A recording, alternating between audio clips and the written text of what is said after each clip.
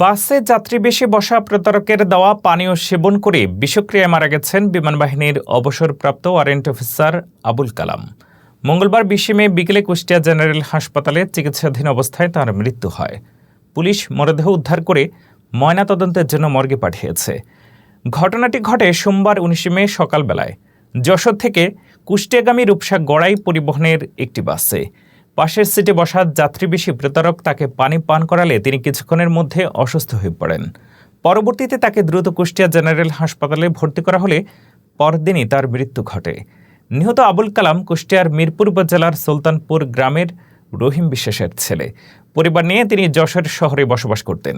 Police ও স্বজনরা জানিয়েছেন, যাত্রাপথে প্রতারক যাত্রী সেজে আবুল কালামের পাশে বসে কথাবার্তা শুরু করে এবং পরে পানি পান করায়। সরল বিশ্বাসে দেওয়া সেই পানি পান করার পরপরই তিনি অচেতন হয়ে পড়েন। তখনই প্রতারক বাস থেকে পালিয়ে যায়। পরের বাসের জন্য যাত্রীরা ও পরিবারের সদস্যরা তাকে হাসপাতালে নিয়ে যান।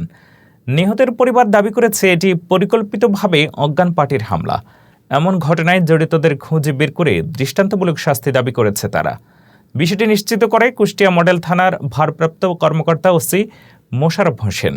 তিনি বলেন, ধারণা করা হচ্ছে প্রতারক ঝিনাইদহ বাস স্ট্যান্ড থেকে বাসে উঠে শৈলকুপা বাস স্ট্যান্ডে নেমে যায়। ঘটনাটি অজ্ঞান পার্টির কাজ বলেও প্রতীয়মান। বিস্তারিত তদন্ত চলছে।